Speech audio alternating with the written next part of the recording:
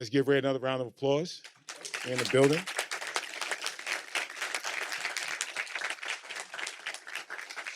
So in 2023, Mr. McGuire became the president of Lazard.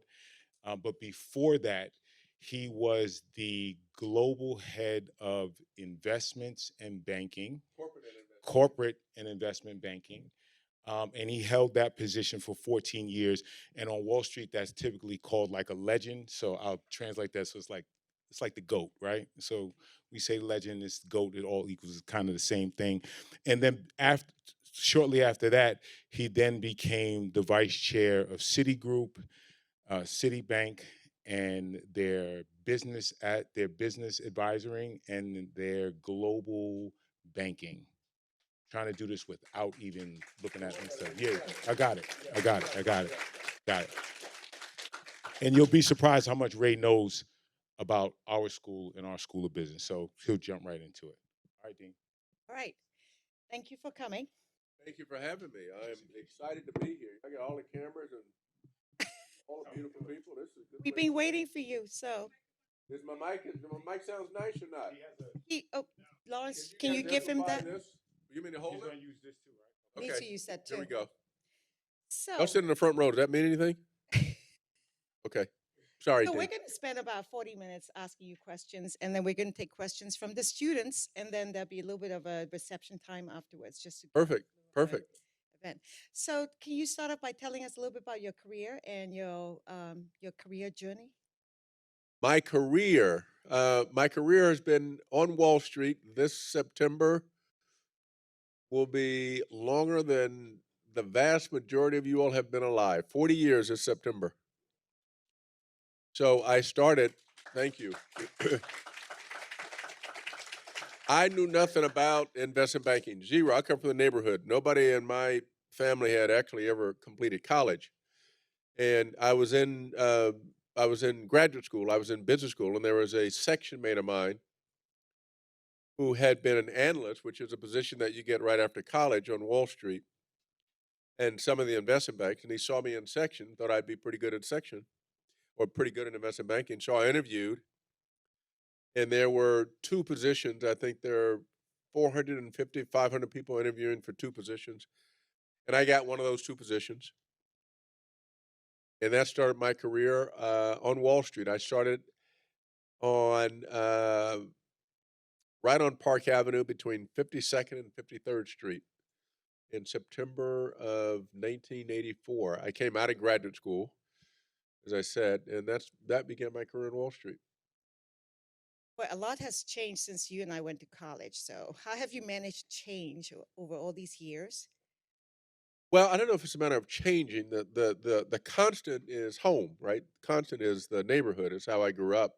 It's the foundation that I got, and I've said on numerous occasions that we had the essentials that money could buy, and we had everything that money could not buy. Everything that money could not buy is faith and love and values, knowing the difference between right and wrong. I never veered from that foundation. Times change, and you have to continue and be curious about how you learn to adapt to new technologies and new ways of thinking in order to continue to advise your clients on how they ought to think.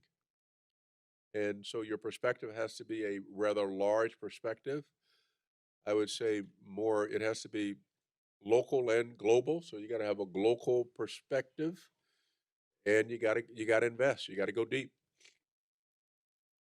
How much of your success would you say is due to family, college, prep? Family's everything. Family's foundation. So I was raised by my single mother. I never knew my dad, and my grandparents. And we lived deep in the neighborhood. Dayton, Ohio, middle of the country, deep in the neighborhood. And I started having to take a bus when I was that was sixth grade, so I was 12 years old. 11 or 12 years. I used to walk a mile and a half to get to a bus that picked me up, that took me to school, and then dropped me off after school. I was the last one picked up and the first one dropped off.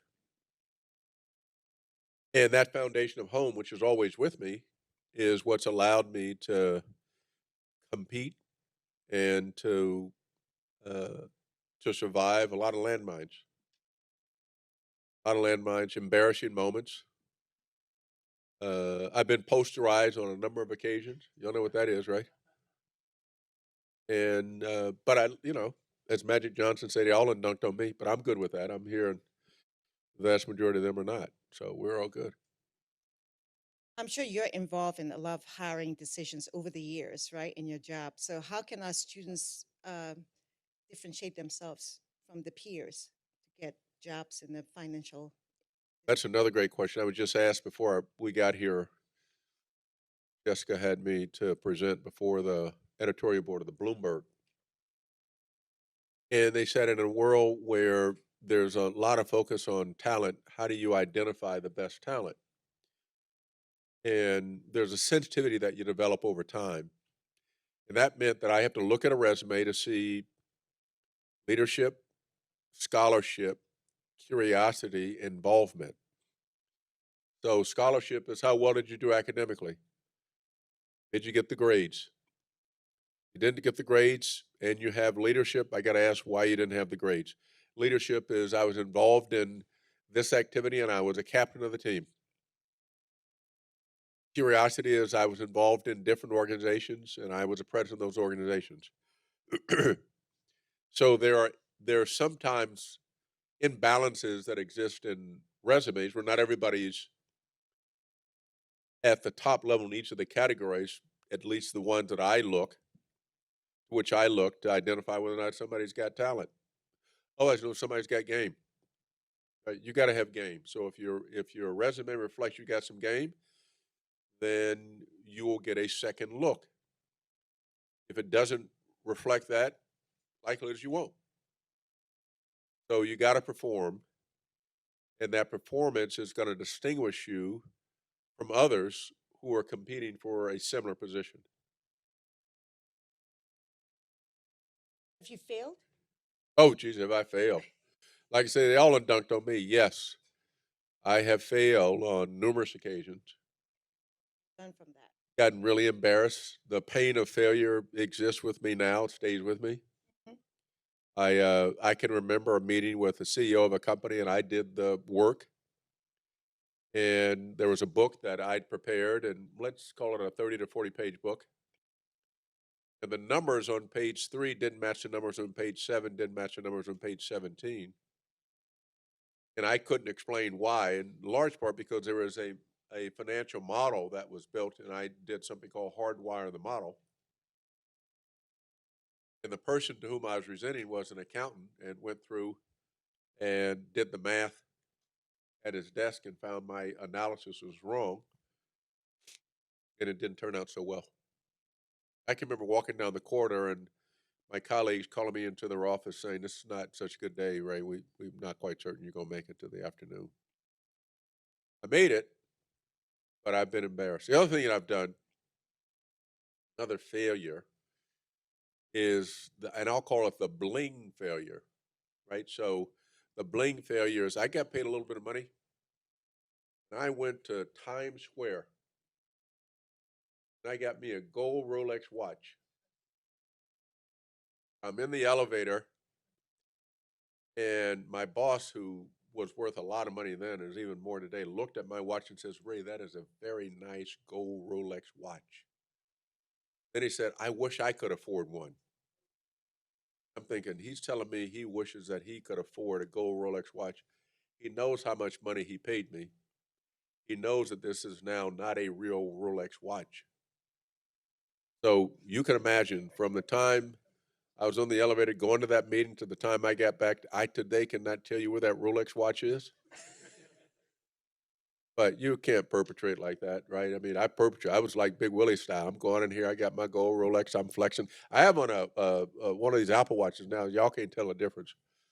I got bling, but I just wore this today. So, but that's what it is, right? You can't perpetrate. So, as I say, game knows game, and don't go to H&M and call it Hermes or Gucci because it won't work.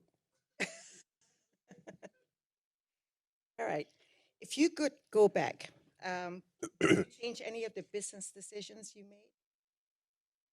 I wouldn't change the business decisions that I made. Well, I would think if I knew more, if I knew as much then as I do now, I may have spent more time investigating what's the investor side of the business where you invest money as opposed to advise people investing money. And it generates a higher return. And rather than generating income, you kind of generate wealth more quickly. I've thought about that in terms of a career choice. The other thing I would have done a little differently is to get better prepared, Or career choice? just better prepared with the fundamentals.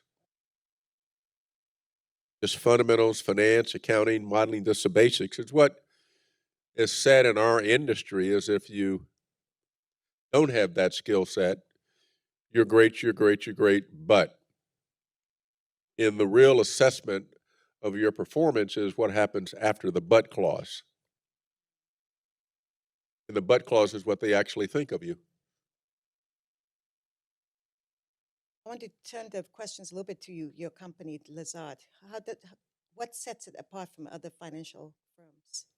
It was interesting when I got hired to Lazard, and I don't do a lot of social media,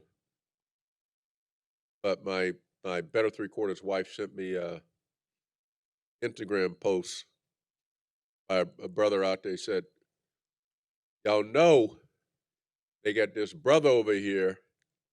They just named the president of Lizard. And Lizard has been around for like 150 years or so, started in New Orleans. So, props up to my man Ray McGuire at Lizard. And so 175 years old, started in New Orleans, yes, global firm. And the way that our brand was built is because we prided ourselves on having the best talent, the best content, the best experience, the best judgment that we could deploy on behalf of our clients. So you as a CEO of this institution, as a global company, our team coming to you, developing a relationship with you, so that as you think about how you navigate and executing your strategy, to give you a sense of how we think you ought to go about doing it.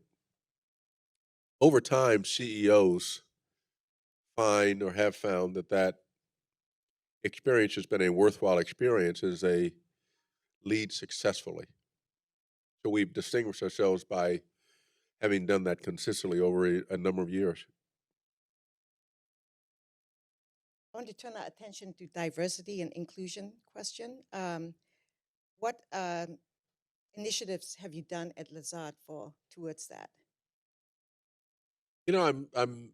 It's interesting that you call them initiatives. I think there's a commitment, not initiative. I remember George Floyd, about whom we don't talk that much today. And when the George Floyd incident occurred, corporations around the world, especially American corporations, who saw that horrific incident, wrote letters of support for the community. DEI was essentially born. It's been around since before George Floyd, but it got highlighted. And those corporations pledged $50+ billion that they were going to do whatever they could to engage in a DEI conversation and improve. Today, there are 30+ states that are in the process of banning DEI. And you see many institutions that are pulling back in large part because they're anxious about getting sued. So as we think about it, there's a commitment to it that's a cultural commitment that is part of who we are and part of how we do business. And I would call it inclusion. When you ask about how you distinguish yourself, I'm looking at the best players. I want to feel the best team. And through the course of my journey, I recognize the best team looks a lot like what's in this room. Diverse,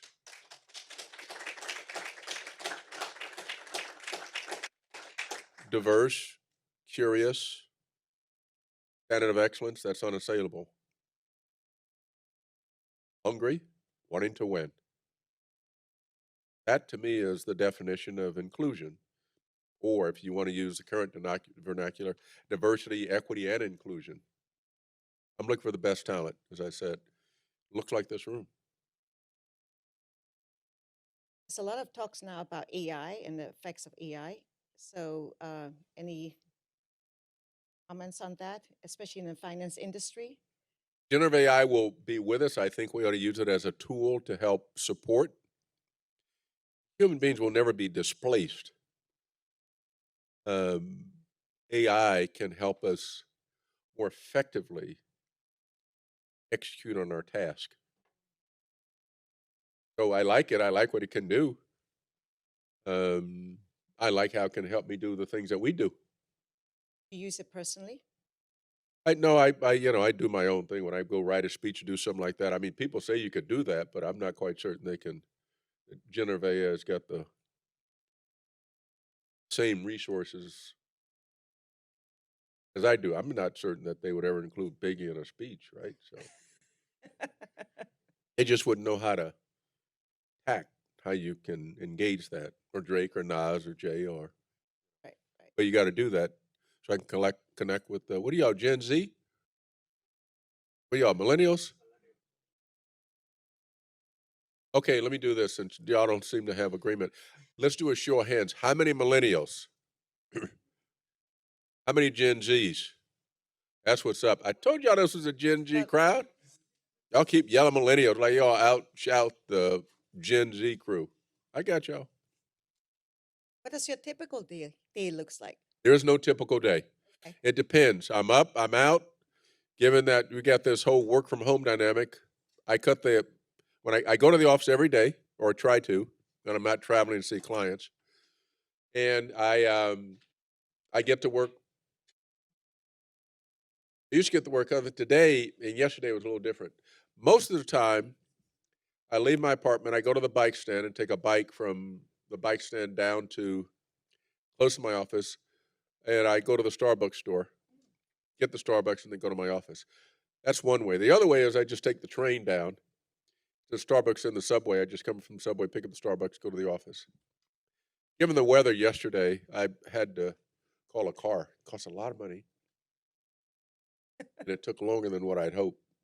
But the weather was out there, so I had to pay. I throw nickels around like manhole covers, so it's. Yep. So, do you have any tips for our students? That's my last question before I pass it on to them. Invest in yourself. You got to. Now's the time to invest. Be curious, but you got to go deep. Means you got to be in the classroom. You cannot take this for granted. You have no idea the importance of the foundation that you're now developing. Apart from home, when you get here, you have opportunities that will open up your perspective about the world. You got to remain curious. And you have to recognize that the Bronx is the starting point. It's not the end point. It will always be home, but it's your foundation. Use that as a foundation from which you get a start to go out and explore the world. And while you have the latitude, invest in you. How many of y'all read the newspaper today? And if you read the newspaper, you can. If you haven't read the newspaper, that's okay. But if you raise your hand and say there's a risk that you run. But if you haven't read the newspaper, I'm just kind of figuring out why you haven't read the newspaper. Any of the 4 or 5. The Post, the News, the Journal, the New York Times, the Washington Post. Y'all read any of those? You got a little bit? You got a headline? Not a headline. What's that mean? You read a title. Okay, cool. I got you. Let me ask you this. You got a top 5 on your, what do you got, iPhone? You got Android? You got top 5? Give me 1 or 2 of your top 5. Listening to. Who you listen to? Yeah, music. Drake. Guarantee if I ask you to drop some lyrics on Drake, you can give me 5 lines, right? How many? You can give me all of them? How many? You give me no lyrics to Drake, you'll listen to it how many times? You don't listen to the musical of Drake, the lyrics of Drake. No no lyrics? I got you. Anybody here know the lyrics of Drake? You got the lyrics? I got you. Did you read the newspaper today? How you gonna learn the lyrics of Drake and don't tell me what's in the newspaper? How you get information? That's okay. I'm just saying. I'm just saying, y'all. Everybody, excuse me. I know y'all being a little silent now. Y'all want me to call you out. I got it. I'm okay with that. But go deep. Because if you don't invest in you, when you got in the real world, it's going to be what happened was they don't like me because I come from the Bronx. They don't like me because I'm this, that, and the other. Okay. It is hard out there, people. But you got the opportunity now to invest in you so that 5 to 10 years from now, you got options to do whatever you want to do. There's a great American writer. His name is Ralph Ellison. And you all should know Ralph Ellison, a book called Invisible Man. Black writer, Invisible Man, black character. Say, play the game, but don't believe in it. It's a game out here, people. It has the great 20th century philosopher, maybe 21st century philosopher, Omar said on The Wire. It's a game out here. You either play or be played. That's your call. But now you know what's going on, so you got to figure out how you want to play the game or not. It's okay. But then you become a statistic, don't you? And when you succeed, it shouldn't be the case, but it's that case now. When you succeed, you're the exception, and when you don't, it's I told you so. It's your call. Your call.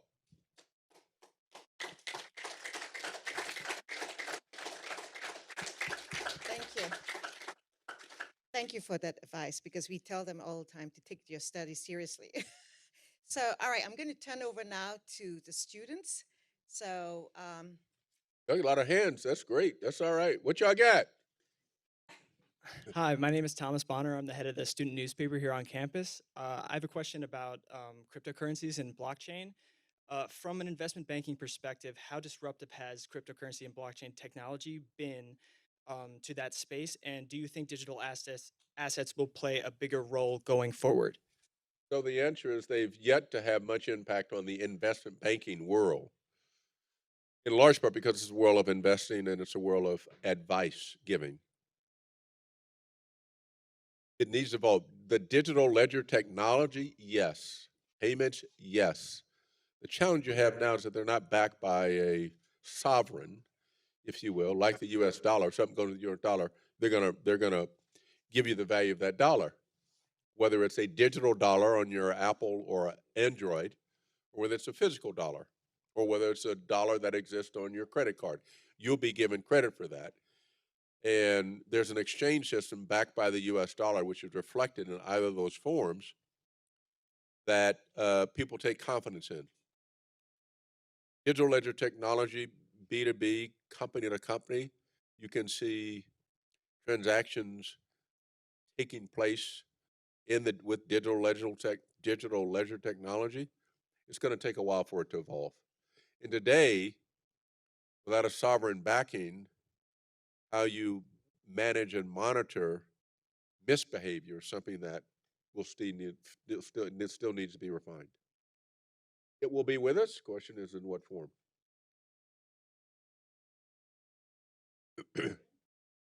Hi, good afternoon. My name is Akeen. I'm a student here in Lehman College studying accounting and economics. My question to you is, in your 40 years of experience, what is the many pitfalls that you see people early in their careers fall into? Lack of preparation. Main pitfall, lack of preparation. They asked me how I got here, and I have what they call the 4 P's. Prayer, because it's been a walk of faith.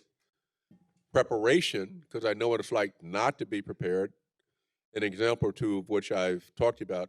Then once you're prepared, you got to perform. it's performance. And then finally, I don't believe the hype, so there's paranoia. You got prayer, preparation, performance, and paranoia. That paranoia is always going to be, I'm only as good as my last performance. I can't believe the hype. In every game, I got to play to win. Every single one. I play every point. If that's what it sounds like, then I'm good. It's like, what did the Muhammad Ali, what's his name, Howard Cosell said, you don't know anything about these guys. It was a great announcer. You know Muhammad Ali. He said, champ, they say you're truculent.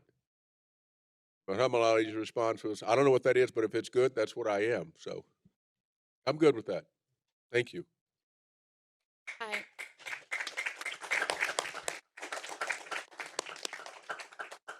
Hi, my name is Jatoya Spence. I'm a member of Alpha here at Lehman College. My major is computer science, cybersecurity, with plans on going to law school afterwards. Hey, what do you major in? Cybersecurity, computer science. Engineering and cybersecurity. Right. Yeah, And that's with all plan on right. going I to law love that. school afterwards. Huh? With plans going to law school afterwards. He's going where? Yeah, I like that. Okay, so my question is, You can how do maybe you do both measure? law school and business school. I did that. I'm biased to that. But I like that cybersecurity thing. Love that. You So can my protect question, all of us. that's the plan. So my questions are actually, how do you measure the level of efforts and dedication a candidate is willing to invest in a role based on an assessment of the suitability based on their resume, basically? How do you? I'm sorry, I can't hear that mic that well. Yes. Okay, how do you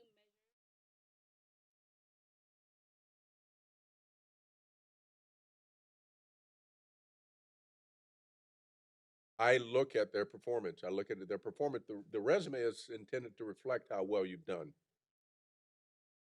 Other question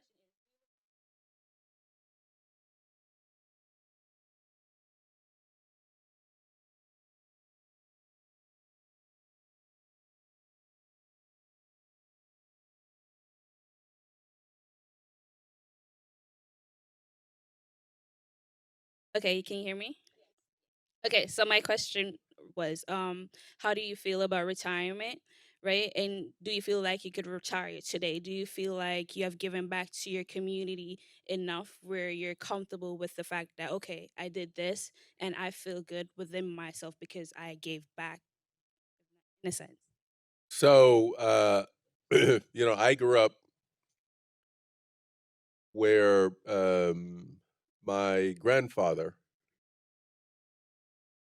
finished school at third grade and taught himself how to read by reading the Bible and went to work every day. My mother was a social worker. I don't know. I never thought about the luxury of retirement. Um, I love the game of golf, but that's 6 hours a day. We have an 11-year-old, a 21-year-old, a 23-year-old. I don't think the 11-year-old, I don't think any of us are going to allow my wife and me to retire anytime soon. That's a long-winded way to say, when I got into this business, I never knew it was a career. It was a job. And it's evolved into a career, at least what they describe it to me as a career. I'm not convinced what I'm not convinced what I would do in retirement. So the answer is I'm not contemplating retirement. With respect to have I served the community, you know, 3 weeks ago, there was a gathering not far from here of a group of young men and women, and it was give me my flowers. That's what they wanted to do. And this is a group of people whom I've had the honor of mentoring through the course of their careers. And they wanted to have an evening where they gave me my flowers. In October of 2020, I left Citigroup so I could get into what they call the arena. I ran for mayor. I ran for mayor because I thought if I take my experiences, my lived experiences, and all the experiences I'd had while I was in business and bring them together. And I could help move this city forward, especially this group, especially for this group. And that's why I ran. And in terms of other things I've been fortunate to do in terms of community, I've tried to live that every day through either chairing the board of the Studio Museum in Harlem, being the vice chair of the New York Public Library, being on the chair and a trustee committee at the Museum of Natural History, or serving now as the chairman of the Regional Plan Association, or sitting on the Whitney Museum board, or go through a whole series of institutions with which I really have the honor of being a part and in some leading. I've never forgot the neighborhood. I never will. But for the foundation, I wouldn't be here. But for the shoulders on which I stand, which are some pretty sizable civil rights leaders, social justice leaders, I wouldn't be here. And I recognize that. And so what I used to do, what I tried to do, was to return every phone call and have our other communication. There wasn't much of email back then, but today there is. I try to be responsive to letters and phone calls. The number of people whose lives I've been fortunate to touch is not insignificant. There are a number of them out there, many of whom are in leading positions today. And I am fortunate and humbled by that and hope to continue to do that. Because when I was coming up, there was nobody there. There was no phone call that I could place. There was only one or two people whom I could have lunch in the client-facing side of the business who looked like me. So I've never forgotten that. I never will, which is part of the mindset that keeps me going. And if I hadn't been able to be as successful, I wouldn't be here. And you and I wouldn't be engaging because you wouldn't respect my game and you wouldn't be here. It's not time well spent, right? That's what's up.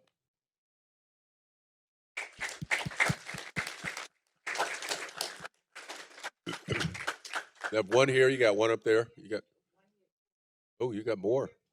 Yeah, I'm gonna. We'll be here for a while. If I just Thank you for your time. Your Sure. story is very inspiring. My name is Felix Santos. I'm the director of community outreach for Alpha, the Association for Latino Professionals. And I just recently turned 25 and I'm still figuring out my career path.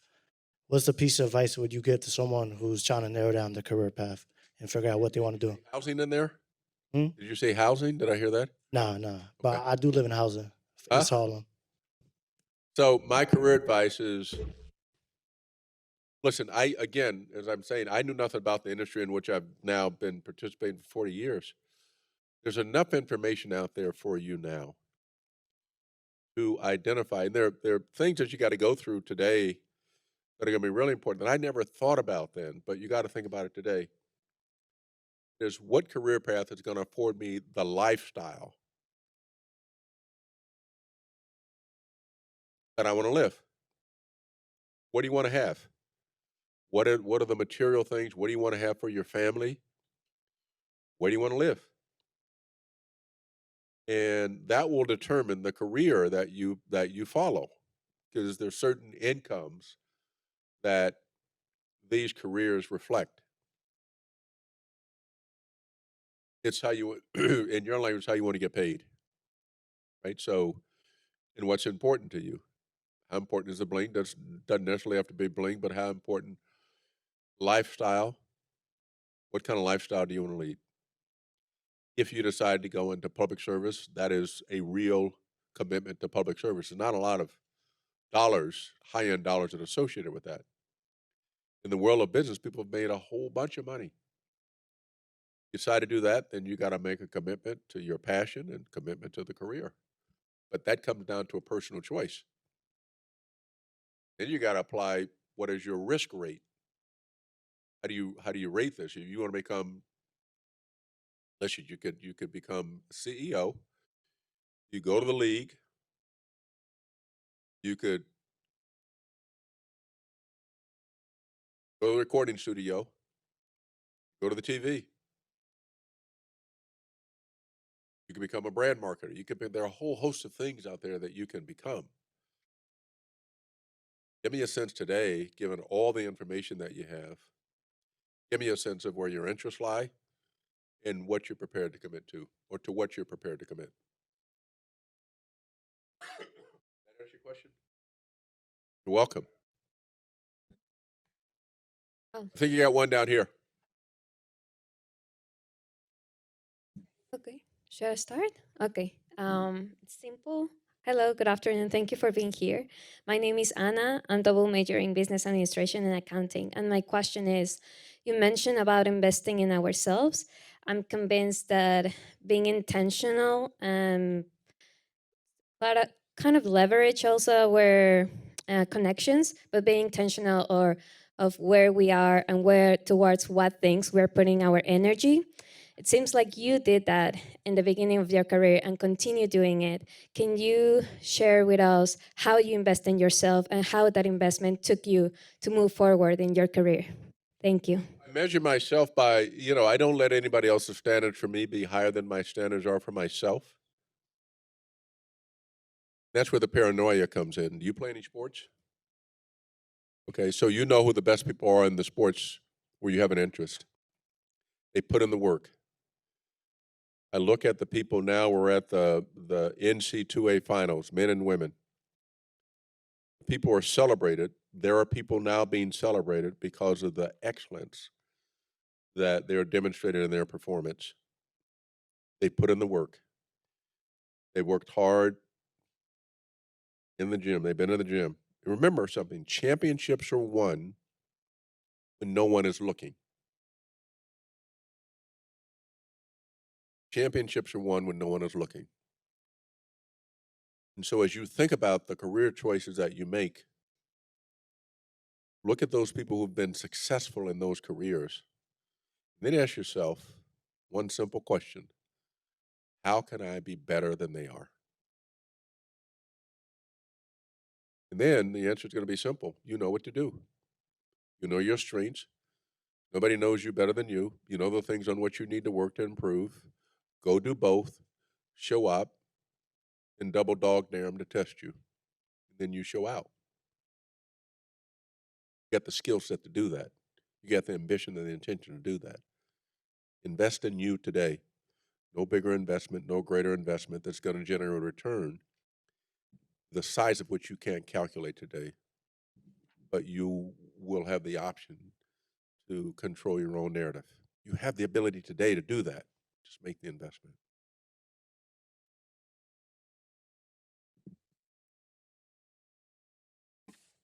Oh, there's Drake, the music man. I got you. Hi, my name is Franklin Perez. I'm majoring in marketing, and my question was, how do you network with people? And if possible, could you give a story on how you networked with other people? Great question. Marketing, by the way, this whole business is about relationships. The world of commerce, matter of fact, anything that you go out into, especially the world of commerce, is relationships. Marketing, relationships. So one of the things I would encourage you to do is to get to know people outside of your immediate social network. You got to branch out. I can remember when I was in college, I chaired the African American Cultural Center. I played basketball. I decided not to continue in basketball because I wanted to have a larger experience in college. So, but I still have the basketball network. I got the basketball network. I got the Black Folk network. Then there is something called finals clubs, which is a social club. At that time was all the preps, all the preppies. I got invited to that club. I was the first black member of that club, so I integrated that club. Just another source of relationships. And they had something called the International Center of Politics at the Kennedy School. I invested in that club. So the range of relationships that I was able to identify and cultivate, and it wasn't because I wanted anything, it's just I wanted to have a pretty broad experience.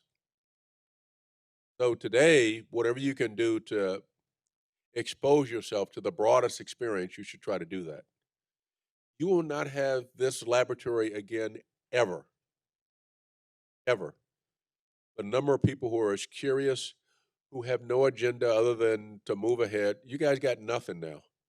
You got nothing. You're starting off. My best relationships are people with whom I grew up. We had nothing, zero. All we had promise. We had promise, and we navigated through college with ourselves, and we had no money, ran out of gas, no money. A dollar between us. We survived that, and now we celebrate it. And that goes across the racial spectrum. It goes across the religious spectrum. When I was growing up, I had to go from one community, which was a community that was an all Jewish community, to a community that was all Protestant community and a black community. But because of my family situation, wasn't invited to most of those social gatherings. I'm okay. I just made my own way. Today, the ability to do that is a lot greater. Get to know a lot of people. Just get to know different people. Don't just stay in one group and satisfy yourselves, because that group will thin. All of them do over time. And, you will find yourself in many ways a lone ranger. I found myself the only black person in the room for a long time. I bring other black people in the room, but you got to be able to navigate that. Hey, my name is Martin Santos. Thank you for speaking with us today. I am an alum from here and since got my master's at Columbia University. So my question to you is, can you touch upon the importance of sustainability and the growing importance to integrate GHG emissions and ESG with respects to the new with respects to the SEC saying that we have to report on these kinds of things now? So, sustainability is critical to how we engage with the climate. We have to put in realistic goals to achieve that we can achieve in sustainability. Otherwise, what happens is you set lofty goals. If you don't have the infrastructure in place to achieve those goals, then people begin to lose interest. So give me some milestones that I can achieve, and I can build on those milestones. Sustainability, critical to how we engage with the client. Give me goals. Let me reach those goals. Hold me accountable. Make certain that I can afford them, and move forward so we can achieve what's best for all of us, especially this generation. As you say, these are Gen Zers, going to inherit a planet that is, you saw, I mean, we're in the middle of April. I get April showers, but, the past couple of days have been pretty difficult weather situations. It's not by accident, right? So it's. Hi, my Hi. name's Said hi to you. Hi, my name's Karina, and I'm currently a student here at Lehman. My question is, um, sorry, I wrote it down. It's okay. Take your time. What are the lessons you've learned making powerful decisions and being around powerful people?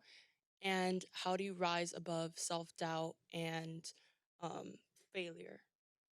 What are the lessons learned by being amongst powerful people? Another great question. You know what? In a very crass way, they go to the restroom the same way we do. They get the same challenges we have. And the way that you navigate that, and it takes some time to build the confidence, right? There was a moment in time when people thought that I had a lot of arrogance in the early stages of my career. It wasn't arrogance, it was insecurity. I just didn't know how to navigate. So I retreated. I could go out, but it was really more of over time you gain the confidence. And it will happen. I mean, you'll feel the question that is going to be, should I be here? Do I belong here? The answer is unequivocally yes, you do. Now, the yes become you have more conviction behind that yes, the more you prepared to be there. The more you prepared, the more work you put in, the more you performed. When you get into a room of powerful people, then you become a powerful person. There is a great play in Chigacha Shonge for curly girls who've considered suicide when rainbow was enough. It said, don't let anybody take your power from you. Don't let anybody take your power from you.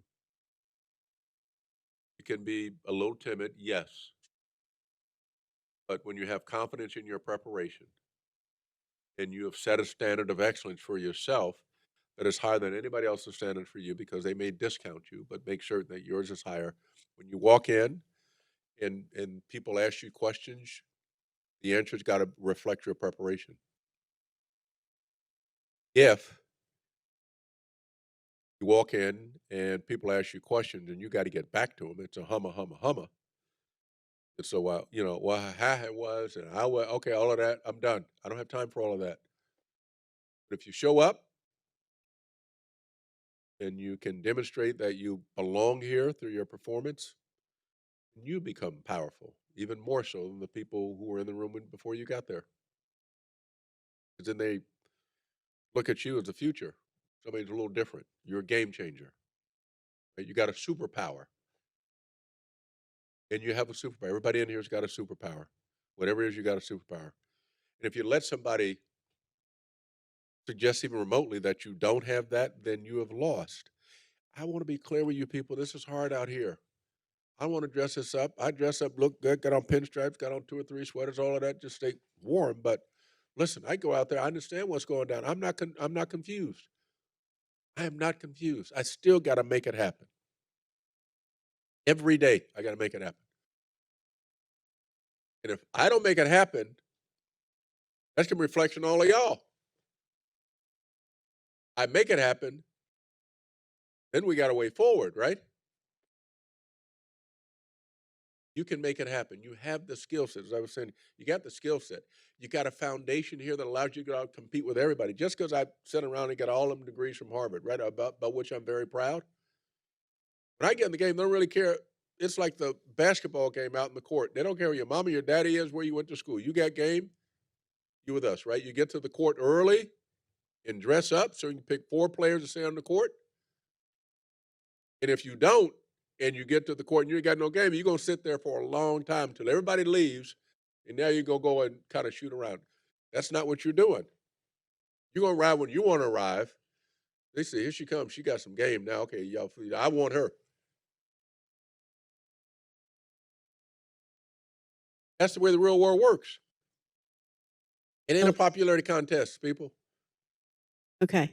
Hi, Tara Jean Foley. I'm a professor here. Hi, how are you? Great. I've been here since 2009 because I love our students. And what I love about these students is they have this amazing drive. They want to be better. They want to live in the Bronx and make the Bronx a better place or go out in the world. But sometimes life gets in the way and they have hard things happen. And so it could be like I have a student who is an 86-year-old grandmother who just learned English last year, and she's coming to class and she wants to do well. But then life gets in the way and she falls back, or it's a single mother, or whatever the story. And sometimes, to say what you're saying, you've got to have your game, but they also aren't reading the newspaper, right? Can you take some examples of you felt down and out, you didn't want to get up that day? How can you inspire, like we're trying to inspire students when things aren't going well in their life, to get up off the ground and drive through when the drive isn't there because their life's being taken over by life? Which is why I always reflect back home. I get that. I don't belittle that, which is why the way I communicate the journey is hard. It is really hard. I get that. And each of us has a story of some of the difficulties that we've overcome. In my case, I didn't have a plan B. There's no plan B. I got to make this, right? And I had to do it in such a way that in education was the foundation. It was foundation. There was nothing onto which I could fall back other than the foundation of home, which was faith. And I can remember the grandfather whom I referenced, who didn't have the opportunity to get education. And the first and only time I've seen him shed a tears when I came home with my first degree from Harvard. To recognize the sacrifice that that man made and my mother and grandmother made for me to get there, all on scholarship. I've been on scholarship since the 6th grade.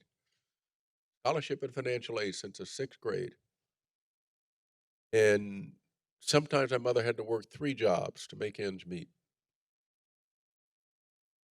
I get that.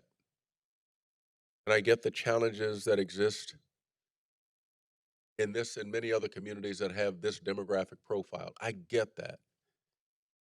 But I also get the fact that you're here and that you've overcome enormous obstacles to be here, enormous obstacles against the odds. And you're here, which means that not only have you overcome, there are going to be more obstacles, and I'm confident you can overcome those obstacles. I do not take it for granted, though. I want to be clear about this. I don't think that it is a smooth ride up. It is not, but it can be done. There are enough examples today about of those of us who've been fortunate to do it that I have confidence it can be done. And the group of men and women who came together to give me my flowers, I look at that demographic and look at the successes that they're now enjoying, and I get every confidence that it can be done. When I was invited down and got the Kennel in the Dark Award from Morehouse College, I know it can be done. I know that, right?